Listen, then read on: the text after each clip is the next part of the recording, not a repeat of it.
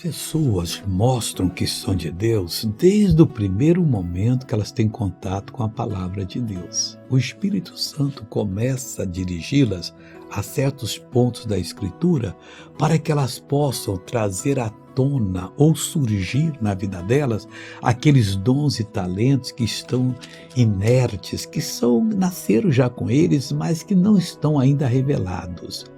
O salmista Davi, ele disse o seguinte: louvar-te-ei entre os povos, Senhor. Ele sabia que as vitórias que ele conquistava nas guerras que participavam eram louvores para Deus. As pessoas ficavam abismadas: esse Deus de Israel não é brincadeira não. E ele diz: e a ti cantarei salmos entre as nações. E olha, queria fazer isso pessoalmente. O desejo dele era louvar a Deus entre os povos e cantar louvores entre as nações, que a boca dele enaltecesse o Senhor, que o Senhor fosse uma verdadeira bênção.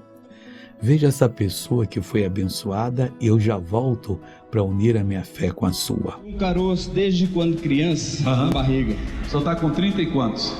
39. 39. E eu procurei o caroço. Então tem uns 30 anos esse caroço aí. Desde quando eu nasci. Desde que nasceu, desde Eu menino. tenho, inclusive, até um apelido de criança que eu tinha um apelido de carocinho. E hoje o caroço desapareceu. E o apelido foi embora também. O senhor é um homem de Deus hoje. Aleluia. Vamos orar agora. Deus, também queremos cantar louvores ao Senhor, enaltecer o teu nome, glorificar a ti, ó Deus, entre os povos, entre as nações, no meio dos perdidos. Deus, ajuda-nos a sermos pessoas cujas obras vão ser uma glorificação do teu nome. Muito obrigado. Bom dia.